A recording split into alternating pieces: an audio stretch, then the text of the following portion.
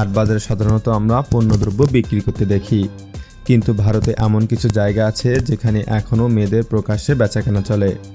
আজকের ভিডিওতে আমরা এই সব আজব জায়গা সম্পর্কে জানতে চলেছি। ভিডিওটি স্কিপ না করে সম্পূর্ণ দেখতে থাকুন। রীতিমতো দৈনন্দিন সামগ্রীর মতোই গ্রামের বাজারে মেয়েদেরকে নিলামে তোলা হয়।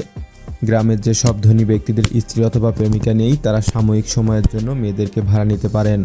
মাত্র কয়েক হাজার টাকা খরচ করলেই তারা পেয়ে যান সুন্দরী সুন্দরী সব নারী।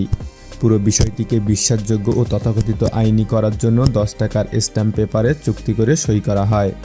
চুক্তি শেষ হলে তা আবার নবায়ন করতে পারেন সেই সব ধনী পুরুষরা।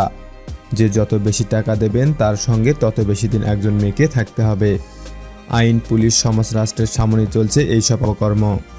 এমনকি মেয়েদের ওপর এমন ভয়াবহ নির্যাতনের জন্য নেই কোনো অপরাধবোধ। মেয়েরাও যেন এই ব্যাপারটিকে স্বাভাবিকভাবেই মনে করেন। তেমনই এক জায়গা মধ্যপ্রদেশের গোয়ালিয়র ডিভিশনের শিবপুর জেলা। এখানে টাকার বিনিময়ে মেয়েদের কয়েক মাস বা বছরের জন্য ভাড়া নেওয়া হয়। এই নিন্দনীয় কাজটিকে ধাদিজা প্রথা বলা হয়। ভয়ানক ব্যাপার হলো, প্রকাশ্য দিবালোকে খোলা বাজারে তাদের লাইনে দাঁড় করিয়ে দরদাম চলতে থাকে। তবে শুধু মধ্যপ্রদেশেই নয়, ভারতের গুজরাটেও এই ধরনের প্রথার প্রচলন রয়েছে। 2017 সালে এমনই এক ঘটনার কথা প্রকাশ্যে আসে। ইন্দোরের এক ব্যক্তি বিয়ে বাড়িতে গিয়ে তার স্ত্রীকে বিক্রি করে দেন মাত্র 30,000 টাকার বিনিময়ে।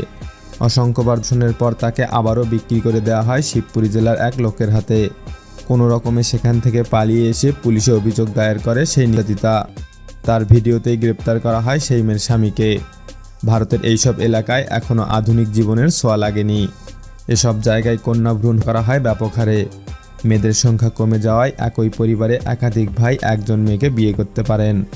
অন্য জেলা থেকে অপহরণ করে এনেও এইসব জায়গায় মেয়েদের বিক্রি করা হয়। এসব মেয়েদের স্বাধীনতা তো দূরের কথা, শারীরিক, মানসিক আর যৌন নির্যাতন ভোগ করা ছাড়া আর কিছুই করার থাকে না। পুলিশও এইসব ব্যাপারে খুব একটা নাক গলাতে চায় না।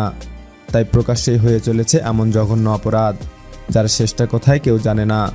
বন্ধুরা, এমন মজার ভিডিও পেতে চাইলে অবশ্যই আমাদের চ্যানেলটাকে সাবস্ক্রাইব করুন এবং আমাদের ভিডিওগুলো কেমন লাগে তা অবশ্যই কমেন্ট করে জানাবেন।